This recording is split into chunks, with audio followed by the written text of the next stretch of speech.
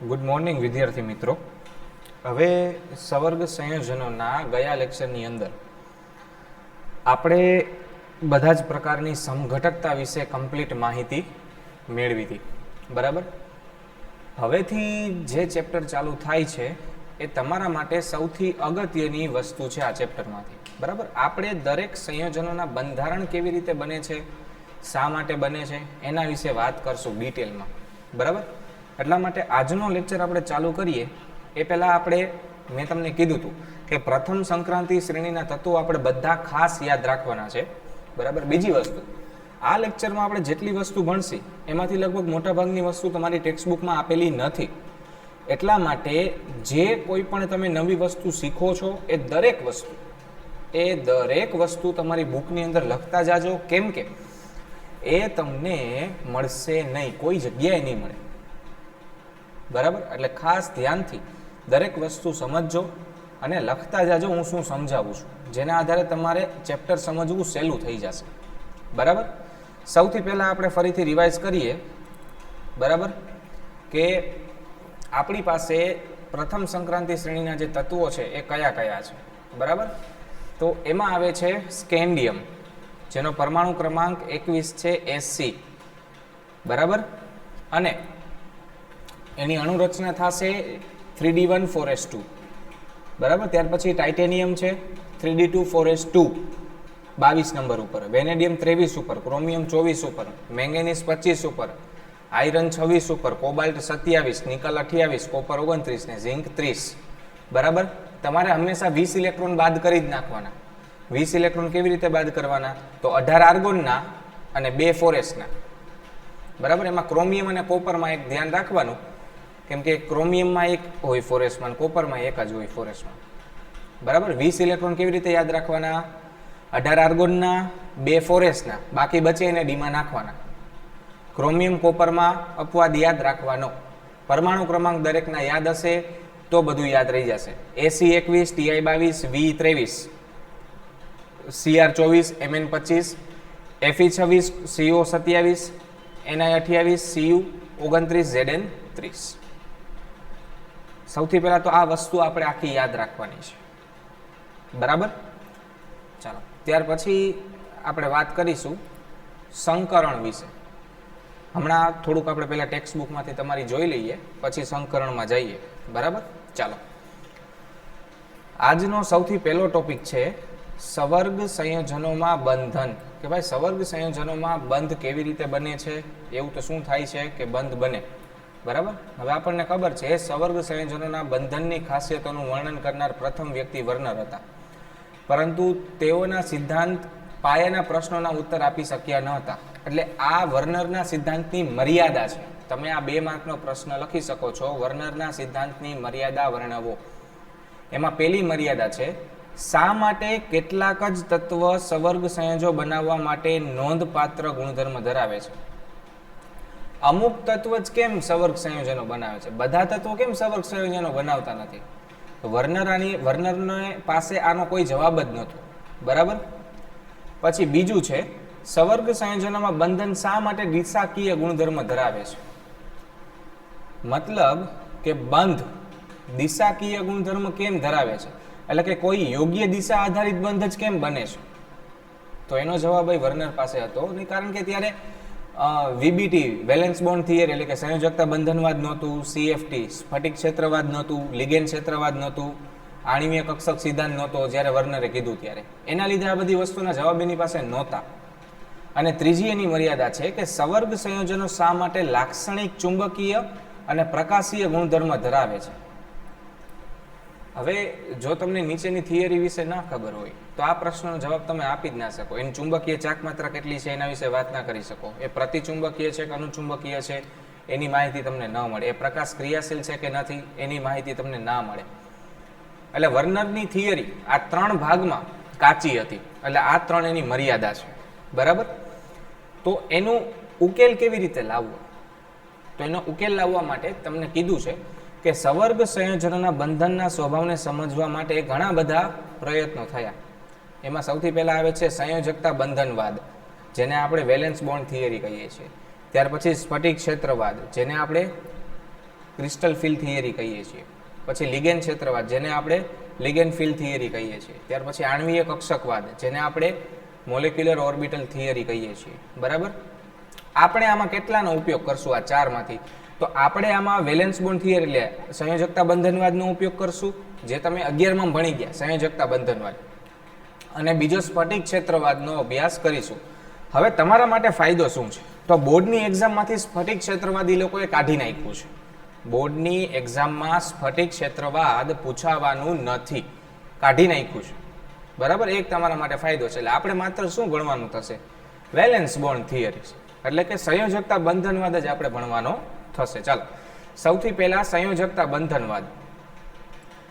હવે સંયોજકતા બંધનવાદ 11માંથી પહેલા આપણે થોડુંક યાદ કરવું પડશે, તો આપણે હમણાં યાદ કરીએ. મેં થોડોક ટોપિક 11માંથી લઈ લીધો છે જેથી તમને સમજવામાં તકલીફ ન પડે, બરાબર. ચાલો, રિવિઝન કરી લેશું ભેગે ભેગું. આ સિદ્ધાંત પ્રમાણે ધાતુ પરમાણુ અથવા આયન લિગેન્ડની અસર હેઠળ તેની 3D કક્ષક, 4s કક્ષક, 4p કક્ષક અથવા 4s, 4p અને 4d કક્ષકોનો ઉપયોગ કરીને સંકરણ કરે છે. જોજો ધ્યાનથી, સંકરણ કરવા માટે એની પાસે બે ઉપાય છે. કાં તો એ 3D 4s 4p વાપરે અને કાં તો એ 4s 4p 4d વાપરે, એટલે આગળની ડી વાપરે કાં તો પાછળની ડી વાપરે. 4s 4p બેમાં કોમન. આપણે પ્રથમ સંક્રાંતિ માટે જ વાત કરીએ છીએ, અહીંયા જનરલ વાત કરેલી છે, બરાબર. ચોક્કસ ભૂમિતિ અષ્ટફલકીય, સમતલીય, સમચોરસ, ચતુષ્ફલકીય અને ત્રિકોણીય દ્વિપિરામિડલ, આટલા પ્રકારના અલગ અલગ સેટ આપણને આપે. હવે આ સંકૃત કક્ષકો બંધન માટે ઇલેક્ટ્રોન યુગ્મનું દાન કરતી લિગેન્ડની કક્ષકો સાથે સમિશ્રિત થાય છે. પહેલા સંકરણ થશે અને પછી લિગેન્ડ સાથે સવર્ગ સહસંયોજક બંધ બનાવશે. ધ્યાન આપજો, ધાતુ લિગેન્ડ સાથે પોતાનો ઇલેક્ટ્રોન વાપરતો જ નથી, લિગેન્ડના જ બંને ઇલેક્ટ્રોન હોય છે. એટલે કે લિગેન્ડ અને ધાતુ વચ્ચે સવર્ગ સહસંયોજક બંધ હશે.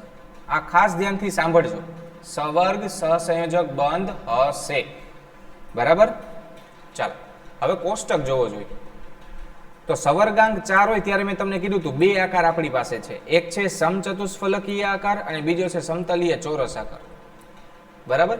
જ્યારે સમચતુષ્ફલકીય આકાર હોય ત્યારે તમે 11માં ભણી ગયા sp3 સંકરણ હોય, અને જ્યારે સમતલીય ચોરસ આકાર હોય ત્યારે dsp2 સંકરણ હોય. આવું 11માં આપણે ભણી ગયા છે. બે સંકરણ વિશે ડિટેલમાં હમણાં વાત કરીએ. સવર્ગાંક 5 આપણા સિલેબસમાં ક્યાંય છે નહીં, છતાંય કોષ્ટકમાં આપ્યું છે તો લખીએ. sp3d સંકરણ હોય અથવા તો dsp3 હોય, જેમાં ત્રિકોણીય દ્વિપિરામિડલ આપણને આકાર જોવા મળે. અને સવર્ગાંક 6 હોય ત્યારે ફરજિયાત અષ્ટફલકીય જ હોય. એમાં બે પ્રકારના સંકરણ છે, કાં તો sp3d2 અને કાં તો d2sp3. d2sp3 એટલે 3d વાપરેલી છે અને sp3d2 એટલે 4d વાપરેલી છે. ક્યારે 3d વપરાય, ક્યારે 4d વપરાય એ હું તમને સમજાવીશ, એટલે કોઈ ચિંતા કરવાની જરૂર નથી. હવે પેજ નંબર 254 આપણે સ્ટોપ મૂકશું અહીંયા. 255 થી આપણે પછી ભણશું. પહેલા આપણે અમુક પાયાની જરૂરી વસ્તુઓ જાણી લઈએ, બરાબર. જેમ કે આ બધા સંકરણો વિશે પહેલા વાત કરી લઈએ, બરાબર. હવે બધા સંકરણો વિશે વાત કરવા માટે મેં એક આખું પેજ એનું સંકરણનું બનાવેલું છે, બરાબર. ચાલો, સૌથી પહેલા sp3 સંકરણ. આ તમારી ટેક્સ્ટ બુકમાં ક્યાંય આપેલું નથી, એટલે ખાસ ધ્યાન આપજો, નહીતર ખબર નહીં પડે શું થાય છે, બરાબર. હાલો ભાઈ, sp3 સંકરણ ક્યારે જોવા મળે? તો એક 4s કક્ષક, જોજો ધ્યાનથી, એક 4s કક્ષક અને 3 p કક્ષક, p4x, 4px, 4py અને 4pz, એટલે sp3 સંકરણ થયું. એક s કક્ષક કઈ 4s અને 3 4p કક્ષક એટલે 4px, 4py, 4pz, બરાબર. કક્ષકો એકબીજા સાથે સમિશ્રિત થઈ સંકરણ કરે છે ત્યારે નવી 4 કક્ષક ઉત્પન્ન કરે છે. આ 4 કક્ષકોને sp3 સંકર કક્ષકો કહે છે. આ 4 સંકર કક્ષકોની શક્તિ સમાન છે અને સમચતુષ્ફલકીય કેન્દ્રની 4 ખૂણા તરફ ફેલાયેલા છે. તદુપરાંત પાસેની બે sp3 સંકર કક્ષકો વચ્ચેનો ખૂણો તમને ખબર જ છે 109 ડિગ્રી અને 28 મિનિટ. આ રિપીટ કરાવું છું, રિવાઇઝ કરાવું છું. આથી જો સંકીર્ણ સંયોજનોમાં ધાતુ આયનનું સંકરણ sp3 હોય તો એની ભૌમિતિક રચના સમચતુષ્ફલકીય થાય.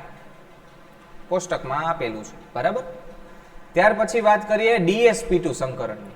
તો એક 3d કક્ષક, એક 4s કક્ષક અને બે p કક્ષક, px અને py. pz ભાગ નહીં લે, બરાબર.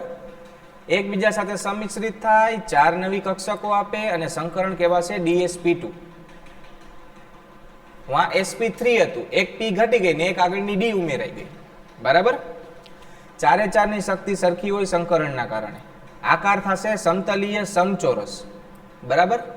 કેન્દ્રના ચારે ચાર ખૂણે હોય. બે કક્ષકો વચ્ચેનો ખૂણો થશે 90 અંશનો. આ ખૂણો ખાસ યાદ રાખજો, સમતલીય સમચોરસમાં બે કક્ષકો વચ્ચેનો ખૂણો થશે 90 અંશનો, બરાબર. આકાર થશે સમતલીય સમચોરસ. ઓકે. ત્યાર પછી વાત કરીએ, મેં તમને કીધું તું sp3d આપણા કોર્સમાં નથી એટલે એની વાત નહીં કરીએ. ડાયરેક્ટ સવર્ગાંક 6 માં આવી જાવ. d2sp3. હવે d2sp3 માં બે 3d, બે 4s અને 3p, ટોટલ 6 કક્ષકો થઈ. એકબીજા સાથે નવી 6 સંકર કક્ષકો જોડાઈને આપે. સંકરણ કહેવાશે d2sp3. 6 એ 6 ની શક્તિ સમાન, બરાબર. હવે ખાસ ધ્યાન આપજો, તે અષ્ટફલકના કેન્દ્રથી 6 ખૂણા તરફ ફેલાયેલું હોય. એટલે કે એકબીજાથી x અક્ષ ઉપર, y અક્ષ ઉપર અને z અક્ષ ઉપર ફેલાયેલા હોવાથી બે dsp2 સંકર કક્ષકો વચ્ચે 90 અંશનો ખૂણો બને છે, બરાબર. અને આકાર થશે અષ્ટફલકીય. અને sp3d2 માં એ જ વસ્તુ થાય. ફરક એટલો છે, આમાં આગળની d કક્ષક વાપરી, આમાં પાછળની વાપરશે. એક 4s, 3 4p અને બે 4d, બરાબર. બાકી બધું d2sp3 જેવું જ અષ્ટફલકીય હશે, 90 અંશનો ખૂણો હશે. હાલો, બધા સંકરણ ફરીથી યાદ આવી ગયા બધાને, બરાબર. ચાલો, એટલે હું અહીંયાથી આપેલા તો કાઢી નાખું છું. ઓકે. ફરીથી તત્વો Ac21, Ti22, V23, Cr24, Mn25, Fe26, CO27, Ni28, Cu29, Zn30, બરાબર. ચાલો, હવે આપણે વાત કરશું લિગેન્ડની પ્રબળતા વિશે. કેના વિશે વાત કરશું? લિગેન્ડની પ્રબળતા વિશે, કે કયા લિગેન્ડ પ્રબળ હોય અને કયા લિગેન્ડ નિર્બળ હોય, કેમ કે એના આધારે જ આપણે વાત થશે, બરાબર. આને સ્પેક્ટ્રોકેમિકલ સિરીઝ કહેવાય. અહીંયા જે સિરીઝ તમને આપેલી છે એને સ્પેક્ટ્રોકેમિકલ સિરીઝ કહેવામાં આવે છે, બરાબર. આ એની પ્રબળતાની સિરીઝ છે. હવે હું તમને આમાં શીખવાડી દઉં. H2O સુધી નિર્બળ લિગેન્ડ કહેવાય. આ લીટી કરું છું એટલા લિગેન્ડને કેવા કહેવાય? નિર્બળ લિગેન્ડ. સૌથી નિર્બળ આયોડીન, એનાથી નિર્બળ બ્રોમિન, એનાથી નિર્બળ થાયોસાયનેટ, એનાથી સૌથી નિર્બળ આયોડીન, એનાથી પ્રબળ બ્રોમિન, એનાથી પ્રબળ થાયોસાયનેટ, એનાથી પ્રબળ ક્લોરીન, એનાથી પ્રબળ સલ્ફર, એનાથી પ્રબળ ફ્લોરિન, એનાથી પ્રબળ OH, એનાથી પ્રબળ ઓક્ઝેલેટ ને એનાથી પ્રબળ H2O. હવે એના પછીના છે એ બધા પ્રબળ છે, એટલે આ ઇલેક્ટ્રોન ફેરવવાની દાનત રાખે છે. જો પ્રબળ લિગેન્ડ હોય ને એની પાસે એટલી કેપેસિટી હોય કે ડી કક્ષકના ઇલેક્ટ્રોનની પુનઃ રચના કરી શકે, ફરીથી ભરી શકે. ધ્યાનથી સાંભળજો હું શું કહું છું. તમારે એમોનિયા, ઇથેન 1,2 ડાયમાઇન, નાઇટ્રો, સાયનાઇડ, પછી આવે છે કાર્બન મોનોક્સાઇડ, આ બધા પાસે એવી ક્ષમતા છે, એવી તાકાત છે કે જે ડી કક્ષકના ઇલેક્ટ્રોનને ફરીથી ગોઠવી શકે. હમણાં સમજાવું શું કહેવા માંગુ છું એ, પણ શબ્દ યાદ રાખજો. પ્રબળ લિગેન્ડ કયા કયા? ખાસ તો એમોનિયા, સાયનાઇડ અને carbon monoxide. Ammonia, cyanide, carbon monoxide આ ખાસ યાદ રાખજો. ઇલેક્ટ્રોનને ફરીથી ગોઠવવાની ક્ષમતા ધરાવે છે. ઇલેક્ટ્રોનને ફરીથી ગોઠવવાની ક્ષમતા ધરાવે છે, બરાબર. ક્લિયર? હવે ચુંબકીય ચાક માત્ર ગણવાનું સૂત્ર તમારે આવી ગયું હતું. n વર્ગમૂળમાં n વત્તા 2, બરાબર. આ ચુંબકીય ચાક માત્ર ગણવાનું સૂત્ર હતું, તમારી ટેક્સ્ટ બુકમાં આપેલું છે, ફરીથી જોઈ લ્યો, બતાવું તમને. હાલો, જો ચુંબકીય ગુણધર્મ એવો ટોપિક આવ્યો ને એમાં આપેલું હશે. અચ્છા, ના થાય, છેલ્લે હશે.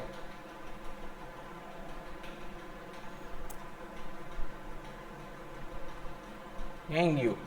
અચ્છા, ન થાય પૂ n કાઉન્સમાં વર્ગમૂળમાં n+2. આ સૂત્ર યાદ રાખજો, તમારી ટેક્સ્ટ બુકમાં અનફોર્ચ્યુનેટલી આપેલું નથી. કોઈ વાંધો નહીં, હું મેં તમને કીધું એ રીતે એને યાદ રાખજો. બરાબર? ચાલો હવે આપણે ડિટેલમાં આગળ વધીએ. ઓકે, તો ટેક્સ્ટ બુક હવે ઘડીક વાર ભૂલી જાજો. હું તમને ટેક્સ્ટ બુક 12ની વસ્તુ કરાવીશ. આ શ્રેણી ખાસ યાદ રાખજો.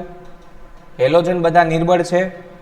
Okay, ammonia, carbon monoxide, cyanide પ્રબળ છે. આ યાદ રાખજો. આ ચુંબકીય ચાકમાત્રાનું સૂત્ર છે n/n+2. n એટલે અયુગ્મિત ઇલેક્ટ્રોનની સંખ્યા. ઓકે, ચાલો હવે આપણે સૌથી પહેલું સંયોજન સમજીએ. બરાબર, સંયોજન નંબર 1.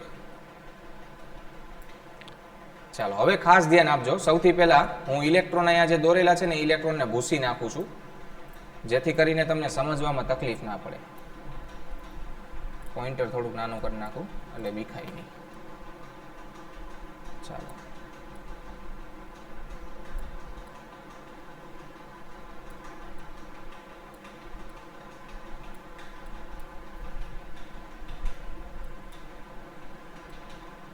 ઇલેક્ટ્રોન ભૂસી નાખું. ઓકે, એટલે આપણે ફરીથી ઇલેક્ટ્રોન ભરીએ તો તમને સમજાય ઇલેક્ટ્રોન કઈ રીતે ભરેલા છે.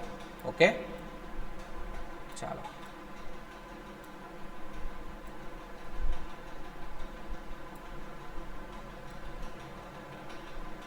આપણે આપણી રીતે ઇલેક્ટ્રોન ભરશું. બરાબર, જાતે.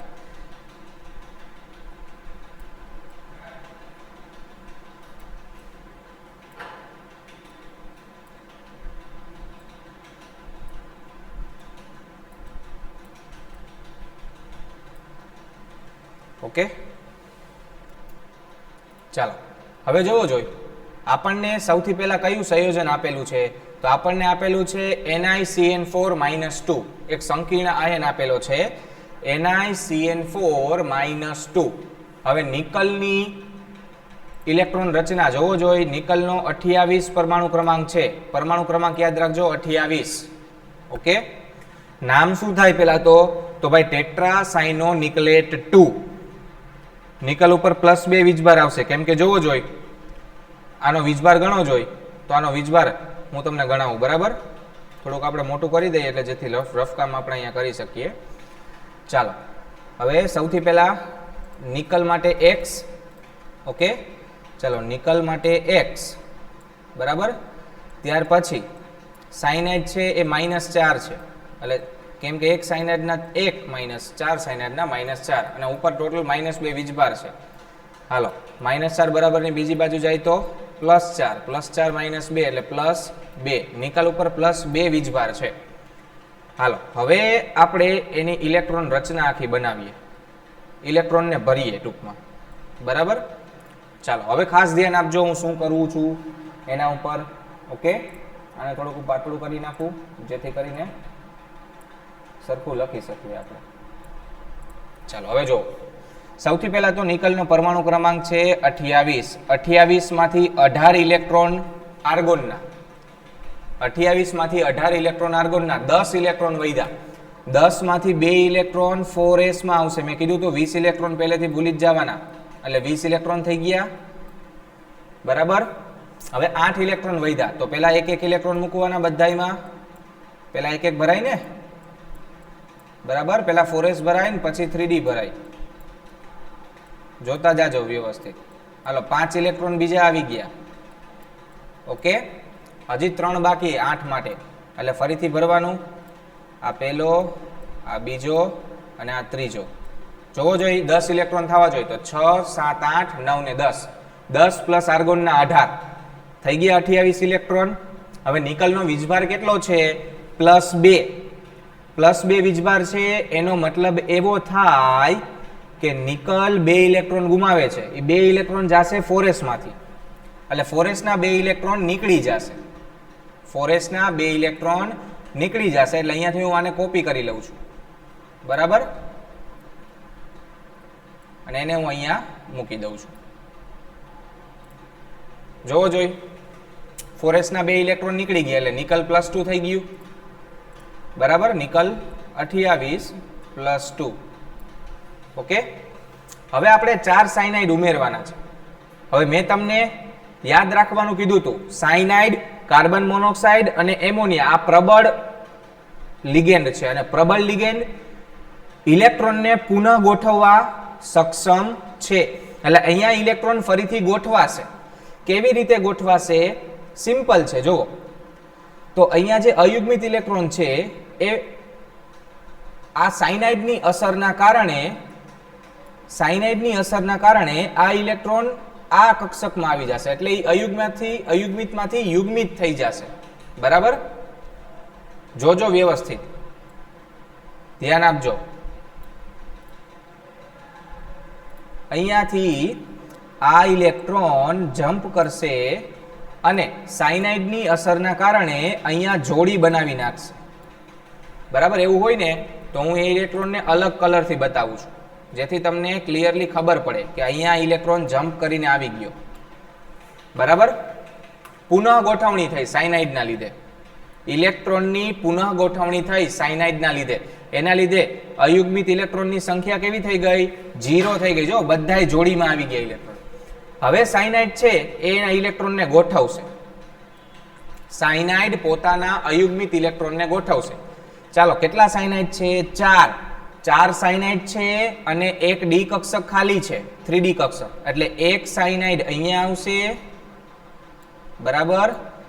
એક સાયનાઇડ આ કક્ષકમાં આપશે ઇલેક્ટ્રોન અને 2 સાયનાઇડ અહીંયા આવશે. એટલે ટોટલ 4 સાયનાઇડ થઈ ગયા. 4 સાયનાઇડ પોતપોતાના અયુગ્મિત ઇલેક્ટ્રોનને અહીંયા દાન કરશે. એટલે એને હું ચોકડીથી બતાવું છું. બરાબર? એટલે કે સવર્ગ સહસંયોજક બંધ બનાવ્યો છે. નિકલના ઇલેક્ટ્રોન આ બંધમાં છે જ નહીં, સવર્ગ સહસંયોજક બંધ છે. બંને ઇલેક્ટ્રોન સાયનાઇડના છે, એટલે એને ચોકડીથી બતાવું છું. સમજાણું? કઈ કઈ કક્ષક વપરાણી? તો એક ડી કક્ષક, એક એસ કક્ષક ને 2 પી કક્ષક, એટલે dsp2 સંકરણ થયું. અને dsp2 સંકરણ હોય ત્યારે સમતલીય ચોરસ બંધારણ બને. સમતલીય ચોરસ બંધારણ બનશે. બરાબર? સમતલીય ચોરસ બંધારણ હોય. હવે ચુંબકીય ચાક માત્રાની વાત કરો. અયુગ્મિત ઇલેક્ટ્રોન છે? ના, 0 છે. અયુગ્મિત ઇલેક્ટ્રોન 0 હોય તો એની ચુંબકીય ચાક માત્રા થઈ જશે 0, કેમ કે n બરાબર 0. અને જેની પાસે અયુગ્મિત ઇલેક્ટ્રોન ન હોય એ પ્રતિચુંબકીય હોય, એટલે ચુંબકીય ગુણધર્મ આવશે પ્રતિચુંબકીય. બરાબર? જે વસ્તુ મેં તમને સમજાવી છે એની બધી થિયરી તમને આપેલી છે. જો લાઈન ટુ લાઈન થિયરી જોતા જાય. ટેટ્રાસાયનોનિકલેટ 2 સંકીર્ણ આયનમાં Ni+2 ધાતુ આયન સાથે 4 સાયનાઇડ પ્રબળ લિગેન્ડ જોડાયેલા છે. ખાસ યાદ રાખજો, પ્રબળ લિગેન્ડ એટલે ઇલેક્ટ્રોનની ફેરબદલી થશે. હવે 4 લિગેન્ડ જોડાયેલા હોવાથી કાં તો એ સમતલીય સમચોરસ આકાર ધરાવે છે અને કાં તો સમચતુષ્ફલકીય આકાર ધરાવે છે. હવે આપણે સાબિત કરવાનું છે. બરાબર? ચાલો તો સાબિત કરીએ.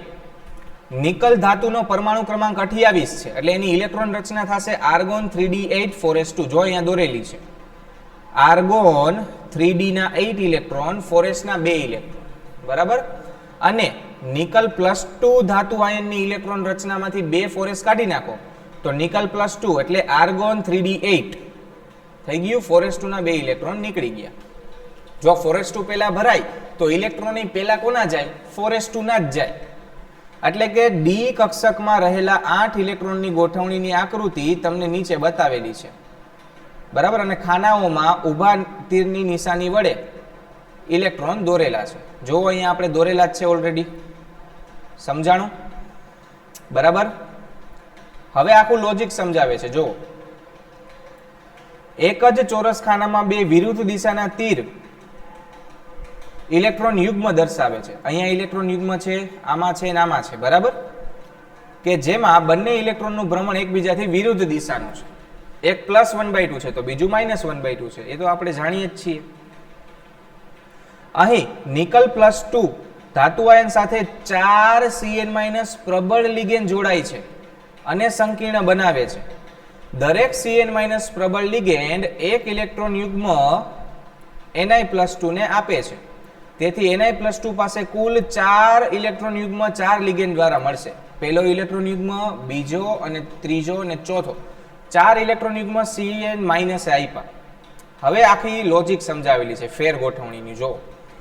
જો NiCN4-2 સંકીર્ણ આયનની રચના સમતલીય સમચોરસ હોય તો નિકલ +2 ધાતુ આયનમાં DsP2 પ્રકારનું સંકરણ થાય છે.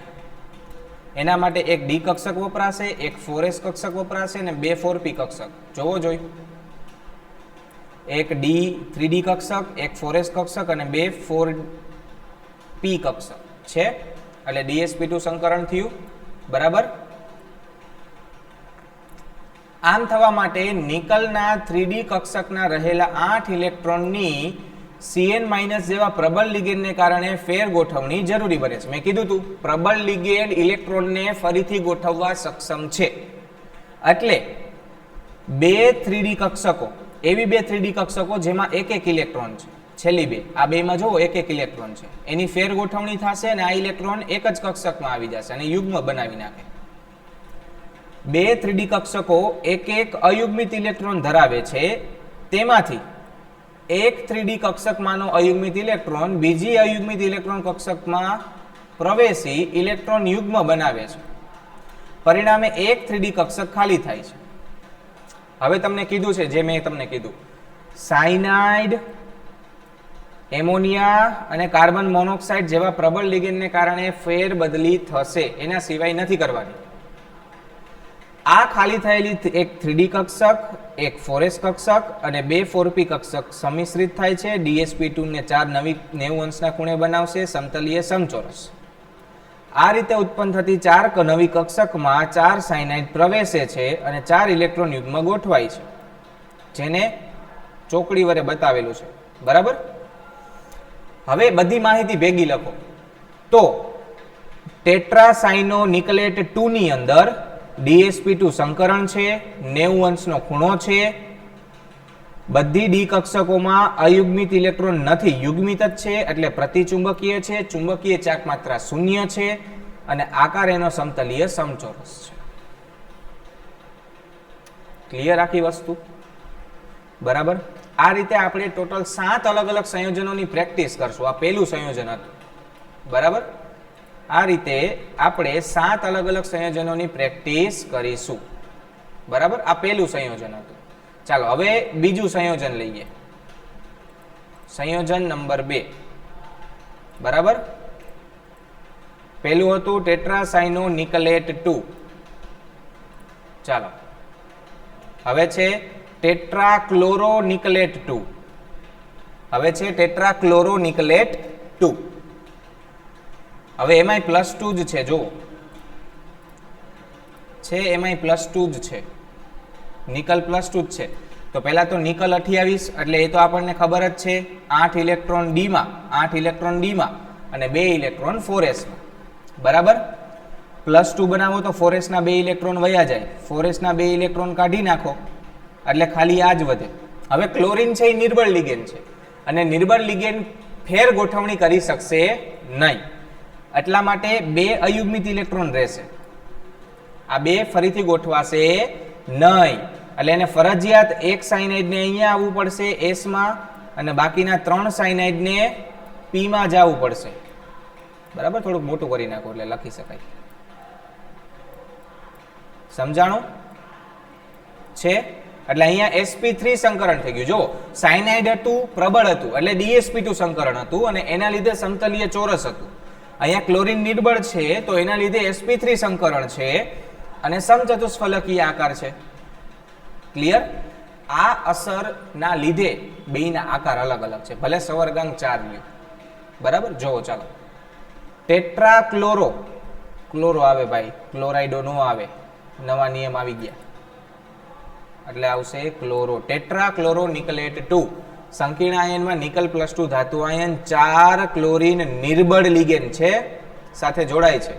Cn- પ્રબળ લિગેન્ડ Ni+2 સાથે વધુ આકર્ષણ ધરાવતો હોવાથી તે નજીક આવે છે, જ્યારે Cl- ઓછું આકર્ષણ ધરાવે છે, તેથી તે ડી કક્ષકમાં પ્રવેશે નહીં.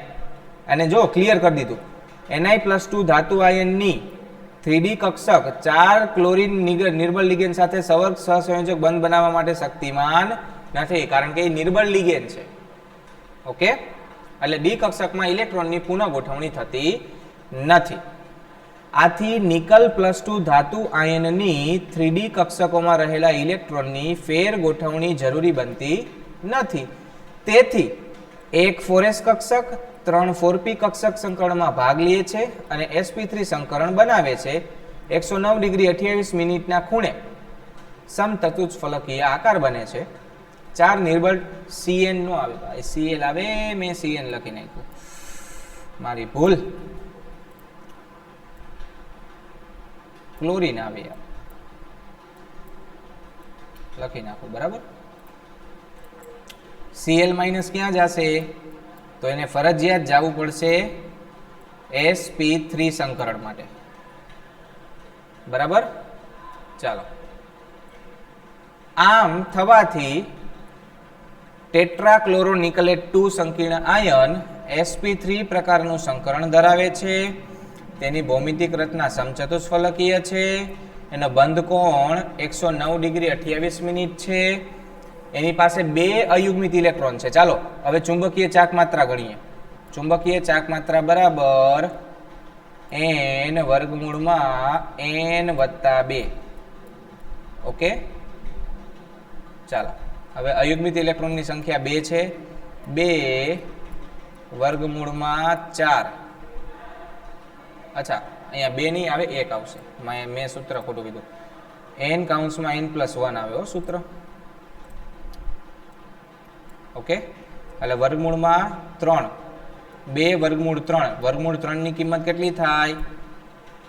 એ મોટી યાદ હોવી જોઈએ, 1.87 સમથિંગ થાય, મને યાદ છે ત્યાં સુધી, બરાબર.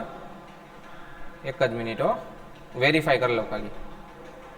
3 વર્ગમૂળની કિંમત 1.73, એટલે 2 ગુણ્યા 1.73, બરાબર. 1.73 ગુણ્યા 2, 1.73 ગુણ્યા 2 એટલે આવશે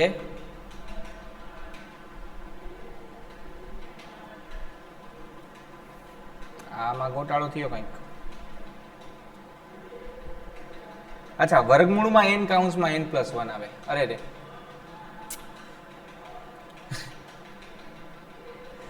અરે અરે, વર્ગમૂળમાં n આવશે.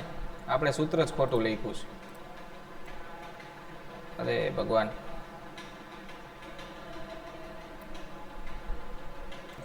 ચાલો, વર્ગમૂળમાં n કૌંસમાં n+2. સૂત્ર આપણું સાચું જ હતું, ખાલી બધું વર્ગમૂળમાં આવશે. n કૌંસમાં n+2. ચાલો, n એટલે 2, બરાબર. તો વર્ગમૂળમાં 2 કૌંસમાં 2 વત્તા 2 એટલે 4, એટલે કે 2 વર્ગમૂળમાં 2.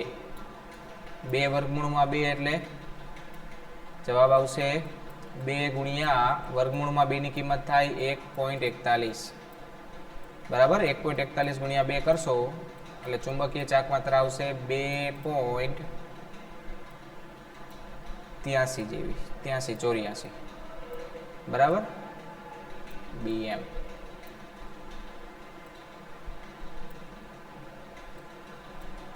એટલે પ્રાયોગિક મૂલ્ય 2.90 છે. એટલે અનુમાનિત એ અનુચુંબકીય છે. કેમ અનુચુંબકીય છે? અયુગ્મિત ઇલેક્ટ્રોન આવેલા છે એટલા માટે. તો આપણે 2 સંયોજનો વિશે ભણ્યા. હજી 5 સંયોજનો વિશે આની પ્રેક્ટિસ કરીશું. આમાં ખાસ તમારે શીખવાનું શું છે કે ભાઈ આ કક્ષકોમાં આપણે ઇલેક્ટ્રોન કેવી રીતે ભરવા, એ વસ્તુ તમારે ખાસ શીખવાની છે, બરાબર. તો આજના લેક્ચરમાં અહીંયા સુધી. નેક્સ્ટ લેક્ચરમાં હજી 5 સંયોજનોની આપણે પ્રેક્ટિસ કરીશું. પરમાણુ ક્રમાંક 21 થી 30 ના યાદ રાખી લેજો. ખાસ કહું છું, ચુંબકીય ચાક માત્રા માટે આવા 1 માર્કના પ્રશ્નો તમારા બુકમાં અઢળક આપેલા હશે. એના માટે 21 થી 30 ના પરમાણુ ક્રમાંક અને ઇલેક્ટ્રોન રચના આવડવી જોઈએ. Okay, thank you so much.